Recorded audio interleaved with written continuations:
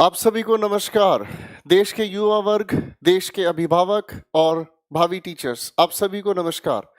देश के अंदर इतनी बड़ी बुरी स्थिति बनती जा रही है जिसकी वजह से हर छात्र, हर अभिभावक और हर एक अध्यापक की नींद उड़ी हुई है।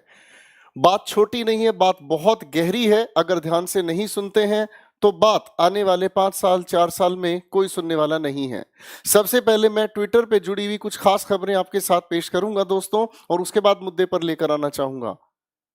ये वो नामी गिरामी ट्विटर हैंडलर्स हैं जिनकी बातें पूरा का पूरा भारत ही नहीं, भारत के बाहर के लोग भी पढ़ते हैं, लेकिन कभी इन्होंने इस मुद्दे पर आवाज उठाई ही नहीं, जिसकी वजह से एक देश का भविष्य निर्धारित होता है। सबसे पहले देखिए द हिंदू ने क्या कहा है। आज सुबह के एक ट्वीट में इन्होंने ये कहा है कि भाई मेट्रो सर्विसेज को ये 7 सितंबर से शुरू कर देंगे और इनकी कैलिब्रेटेड सेंस होगी। ठीक है, कैलिब्रेटेड इनकी मैनर होगी।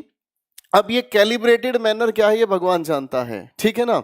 इसका मतलब जहां से सरकार को रेवेन्यू आना शुरू हो जाए वो सर्विसेज चालू कर दो, उसमें कोई दिक्कत नहीं। वहां कोरोना नाम की कोई चीज नहीं है। देश में जहां से रेवेन्यू आ सकता है उन चीजों को आप चालू कर दीजिए, उसमें कोई भी प्रॉब्लम नहीं है। तो ये द हिंदू का कहना है। जिस हिंदू को बच्चा सुबह हर रोज भागवत गीता की तरह पढ़ना चाहता है, वो बच्चा जो यूपीएससी, एसएससी और रेलवेज के एग्जामिनेशन की तैयारी करता है, जो भागवत गीता की तरह पढ़ता है, कुरान शरीफ की तरह पढ़ता है, वो हिंदू की खबर ये है। लेकिन इनके पास इतनी फुर्सत नहीं है कि ये देश के इस युवा के लिए रोजगार की मुद्दे को उठा सकें, जिसमें इनका कुछ भी नहीं लगता, लेकिन इनका सब कुछ बिगड़ता नजर आता है। मैं दूसरी खबर आपको दिखाना चाहूंगा दोस्तों। ये है हमारे हिंदुस्तान टाइम्स का एक ट्वीट, सुबह का ये ट्वीट है दोस्तों। और इन्हें देश के अंदर कोरोना फैला हुआ है और इनके लिए क्या इंपॉर्टेंट है, you are going to be sorely missed from CSK। तो ये सुरेश रैना जी की खबर हमें दिखाना चाह रहे हैं कि सुरेश रैना जी भारत के युवा वर्ग के रोजगार के लिए बहुत इंपॉर्टेंट रोल प्ले कर रहे हैं। मुझे शर्म आती है इस मीडिया के बिके हुए चेहरे को आपके सामने लाते हुए। और फिर मैं मुद्दे की बात करूंगा दोस्तों। ये देखिए, जिस जैसा न्यूज चैनल मैंने आज तक नहीं देखा, इसके नाम को पढ़कर देखकर मुझे बड़ी शर्म आती है। देखिए सर, उत्तर प्रदेश में बढ़ रही हैं आपराधिक वारदातें। अरे भाई साहब, अगर ये ट्वीट ना करें तो हमें पता ही नहीं चलता कि किसी स्टेट में वारदातें बढ़ रही हैं या वारदातें घट रही हैं। अगर ये ऐसा ना दिखाएं तो हमें महसूस ही नहीं होता कि देश के अंदर वारदातें बढ़ रही हैं या वारदातें घट रही हैं। I can't believe this. खैर, एक और देखिए भाई साहब, ये है हमारे NDTV। ये लिखते हैं, Andhra man beaten head shaved over alleged theft at film makers home. एक फिल्म मेकर के घर कोई इंसान घुसा जिसको पीटा गया और उसके बाल गंजे कर दिए गए। तो भाई साहब, ये खबर इनके लिए इतनी ज्यादा इंपॉर्टेंट है, ऐसा लगता है कि इसकी वजह से करोड़ों जो बेरोजगार लोग बैठे हैं उनके घर में 2 वक्त की रोटी का इंतजाम हो जाएगा। ये NDTV की मुहिम है। एक और दिखाता हूं मेरे दोस्तों आप लोगों को।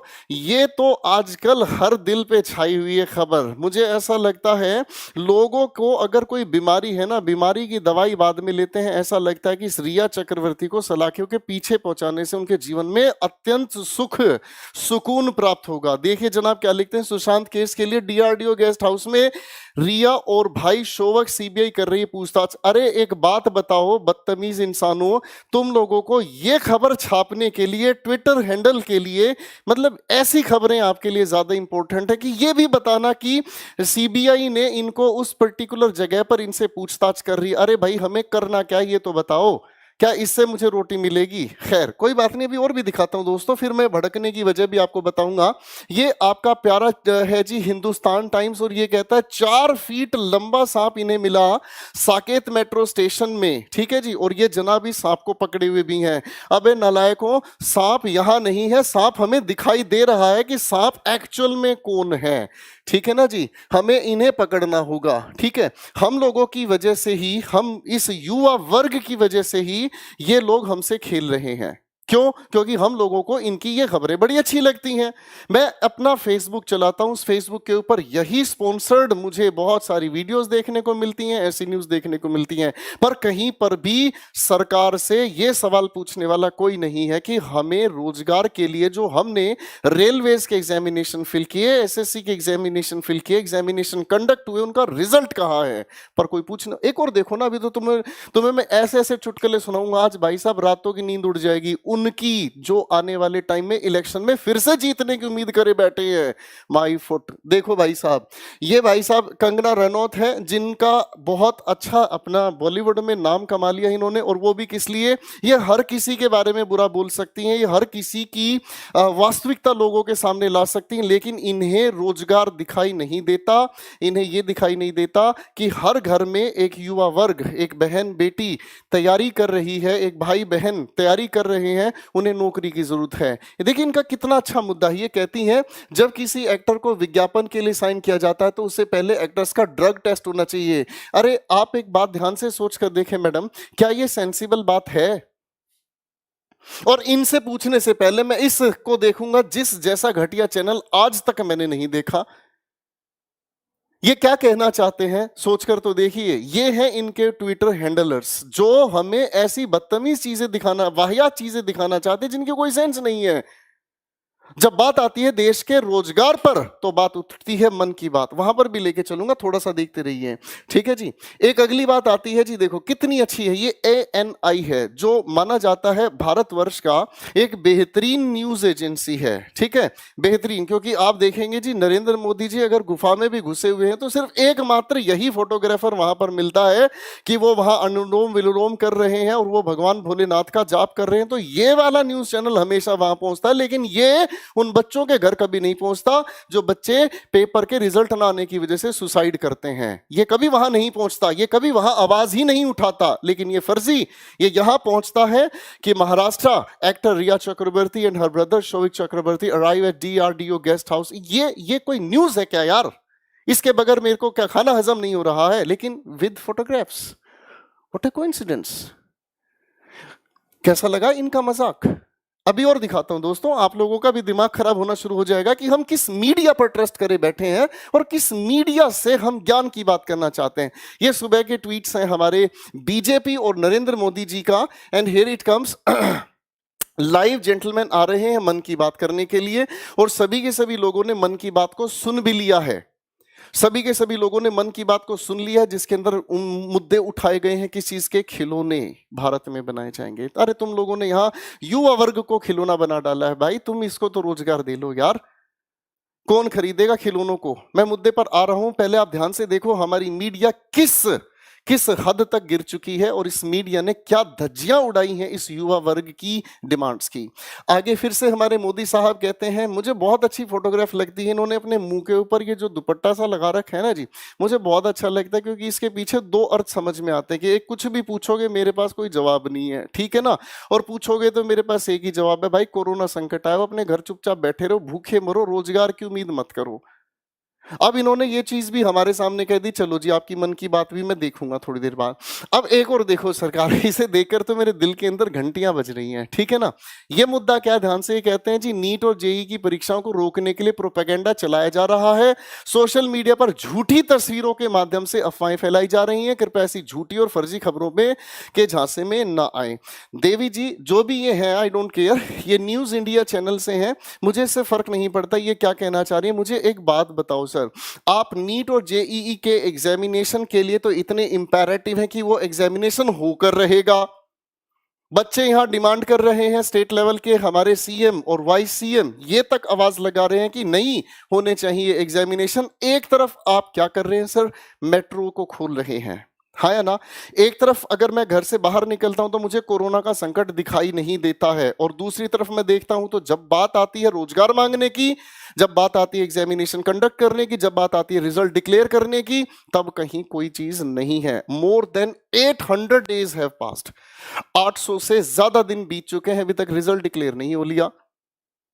रेलवेज के एग्जामिनेशन के लिए करोड़ों की संख्या में बच्चों ने फॉर्म्स फिल किए हैं, 500 के हिसाब से गुना करते हैं तो रेवेन्यू कितना जनरेट हुआ, शायद आप गणित जानते हैं सरकार। अब आपके दिमाग में दूसरा सवाल ये उठेगा, भैया तेरे को क्या दर्द है, तू तो टीचर है, शांत बैठना। जिनको दर्द होना चाहिए वो तो आराम से वेब सीरीज देख रहे हैं ना, वो आराम से पबजी खेल रहे हैं, तेरे को क्या दर्द है? दर्द है भाई, दर्द है भाई। उन बच्चों को पढ़ाया है, उन बच्चों को लाड प्यार से तैयार किया है, उन बच्चों को एक एक एग्जामिनेशन के लिए तैयार किया है, लेकिन एग्जामिनेशन ही नहीं हो रहे तो बच्चे क्या करेंगे? या तो वो अपने माँ बाप की तरफ देखेंगे या फिर ऐसे जैसे टीचर की तरफ देखेंगे कि ये टीचर मेरे लिए क्यों नहीं बोल रहा है। अरे बोले क्या खा, किसी भी न्यूज चैनल पर देख लो भाई साहब, ये खबरें देखने को मिलती हैं कि कंगना रनौत इतनी इंपॉर्टेंट हो गई है और जो देश का युवा वर्ग लाखों करोड़ों की संख्या में बेरोजगार बैठा है उसके लिए कोई एग्जामिनेशन कंडक्ट नहीं हो रहा। What a nonsense. अरे ये कौन सा तरीका है भाई, ये तो बताओ। मेरी प्रिय सरकार, चाहे आप स्टेट लेवल पर हैं चाहे आप सेंट्रल लेवल पर हैं, इससे फर्क नहीं पड़ता, लेकिन याद रखना ज्यादा समय नहीं, थोड़े समय के बाद फिर से इलेक्शन सामने आएंगे और उसमें दिखा दिया जाएगा कि कौन क्या करने वाला है और क्या कर सकता है।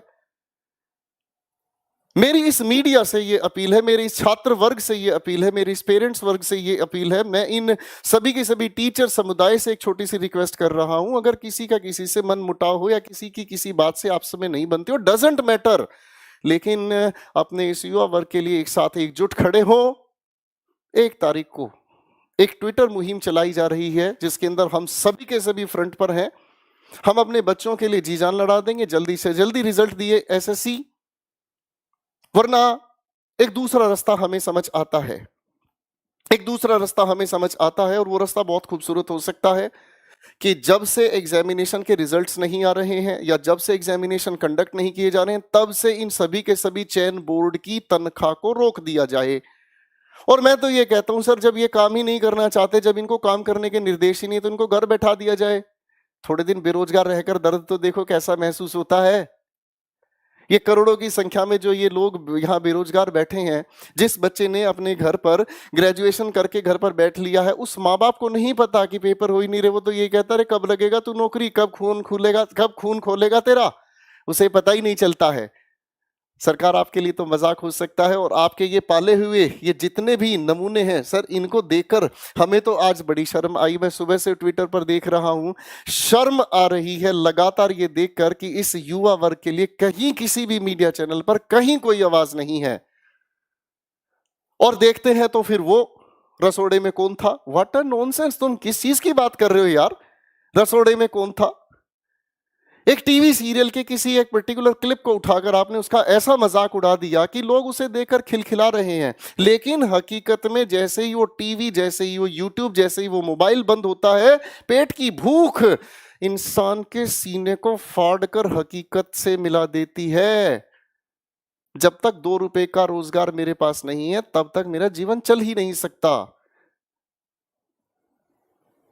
मैं आप सभी से एक छोटा सा अनुरोध करूंगा कि भैया 1 तारीख को 11 बजे हम ट्विटर पर मुहिम चला रहे हैं, या तो इस सरकार को जगा देंगे, नहीं तो सरकार को पूरी तरह से बेहोश कर देंगे।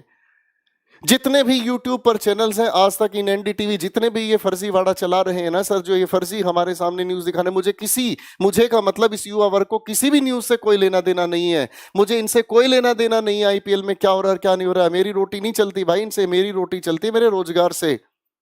तो इन सभी को दबा के डिसलाइक करो सर, सबको दबा के डिसलाइक करो, सभी के यूट्यूब चैनल्स पर जाओ, सभी को दबा के डिसलाइक करो।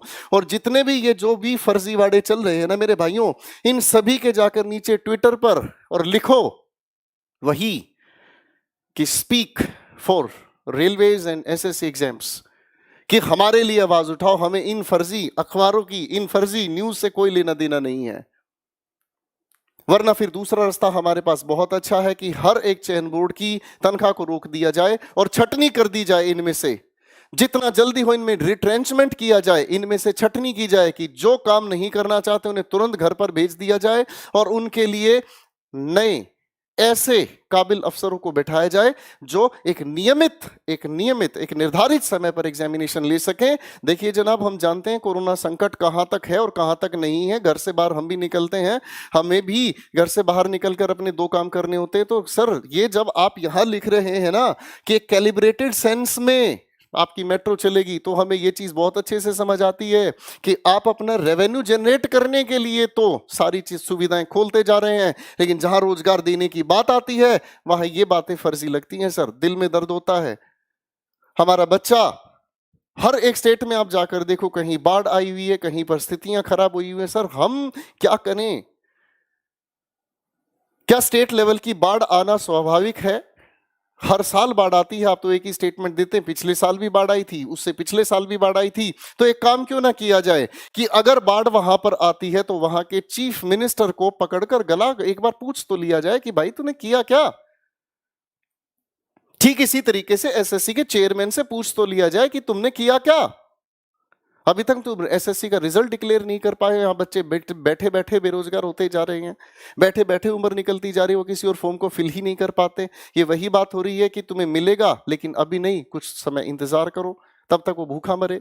देश के युवाओं से एक हाथ जोड़कर अनुरोध है, सभी शिक्षक वर्ग से हाथ जोड़कर अनुरोध है, कृपया इस ट्विटर की मुहिम में जुड़े,